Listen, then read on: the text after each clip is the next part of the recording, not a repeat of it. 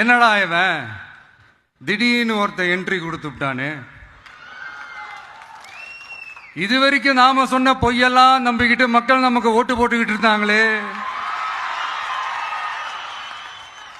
ஆனா இப்ப இவன் சொல்றதெல்லாம் பார்த்தா மக்கள் மனசுக்கு ரொம்ப நெருக்கமா வேற இருக்குது. அதுவே நமக்கு ஒரு பெரிய நெருக்கடியாகவும் இருக்குது. இவனை என்ன பண்ணலாம், என்ன செய்யலாம், எப்படி இவனை இது பண்ணலாம், க்ளோஸ் பண்ணலாம், எப்படி இவனை க்ளோஸ் பண்ணலாம், ஒரு கன்ஃபியூஷன் ஒன்று வரும்.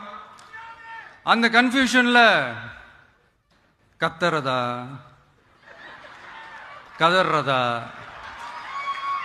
என்ன பண்றதுன்னு தெரியாம